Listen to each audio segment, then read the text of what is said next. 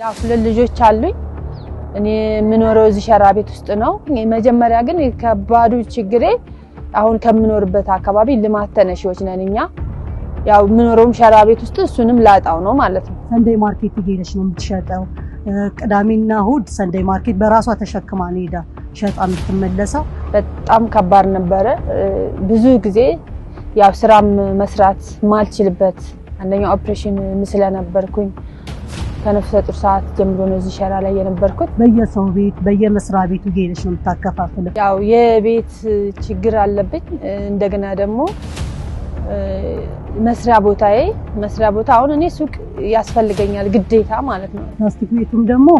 ፈራሽ እስከሆነ ድረስ አካባቢው ተነስታ ይነሳል ይፈርሳል ግን በዛን ጊዜ ጎዳና ነው የምትወድቀውና ይሄ ሞተሽ ብሩ ያስፈልጋታል ለሷ ቢሆን እድሉ ለሷ ቢሰጣት ጥሩ ነው ብዬ አስባለሁ 7 አመት እዚህ ሸራ ላይ መቀመጥ በጣም ከባድ ነው ዝናብ አለ ክረምት መስራት መንቀሳቀስም አንችልም ዝናብ ከዘነበ ቤት ውስጥ ነው ቁጭ የምንለው ከዛ ወጥተን የራሳችን በቃ እንደማንኛውም ሰው ቤት ተከራይቼ ልጄን ያስተማርኩ እንደኔ ማለት ቢያንስ እንኳን ወደፊት ጥሩ ደረጃ ልጄ የሚደርስበት እሱ ነው የማስበው ማለት ግን 100,000 ብር ብታሸንፍ የራሷን ሱቅ ተከራይታ የመስራት እድል ይፈጥርላታልና 100,000 ብር ይገባታል